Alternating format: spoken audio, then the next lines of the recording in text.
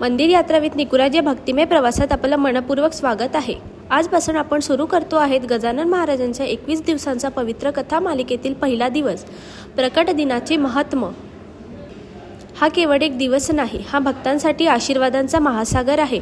कारण आज आपण जाणून घेणार आहोत प्रकट दिन म्हणजे नेमकं काय, महाराजांचा अवतार का झाला, कलियुगातील साधू संतांची गरज का भासते आणि भक्तांना प्रकट दिनाचं पुण्य कसं लाभते।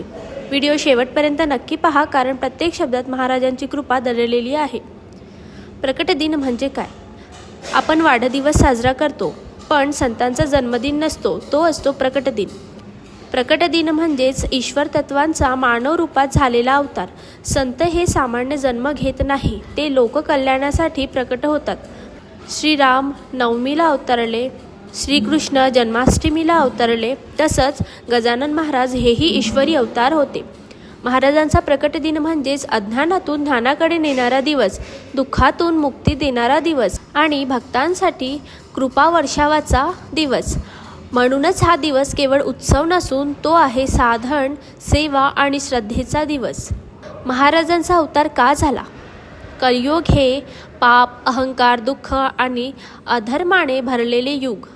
लोकांचे मन अस्थिर, श्रद्धा डळमळीत आणि भक्ती क्षीण होत चालली होती। अशा काळात भगवंत स्वतः मानव रूपात येतो। गजानन महाराजांचा अवतार झाला कारण भक्तांची हाक ऐकली गेली। पापांनी त्रस्त झालेल्या लोकांना मार्ग दाखवायचा होता आणि प्रेम, क्षमा, संयम शिकवायचा होता। महाराजांनी कधी स्वतःला देव म्हटलं नाही, पण त्यांच्या प्रत्येक कृतीत दैवी शक्ती प्रकट होत असे।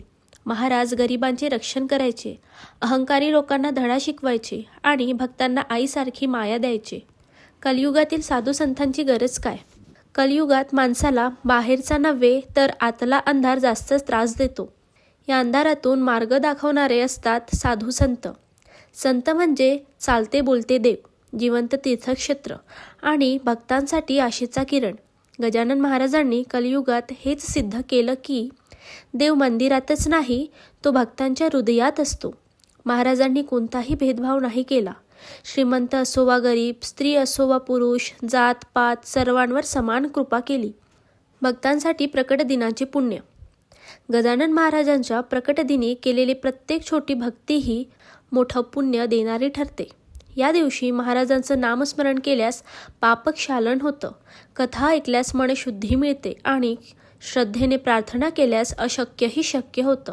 अनेक भक्त सांगतात, महाराज मी तुम्हाला हाक मारली आणि तुम्ही माझ्या आयुष्यात चमत्कार घडवला। प्रकट दिनी केलेली भक्ती जन्मोजन्मी सोबत राहणारी असते। आज आपण जाणून घेतलं प्रकट दिनाचं खरं महात्म्य, महाराजांचा अवतार का झाला आणि भक्तांसाठी हा दिवस किती पवित्र आहे। उद्या आपण पाहणार आहोत महाराजांचे प्रथमदर्शन व चमत्कार। जर हा व्हिडिओ तुम्हाला आवडला असेल तर चॅनलला लाईक करा, शेअर करा आणि मंदिर यात्रा विथ निकुराजला सबस्क्राईब करायला विसरू नका आणि कमेंटमध्ये जय गजानन महाराज लिहायला सुद्धा विसरू नका।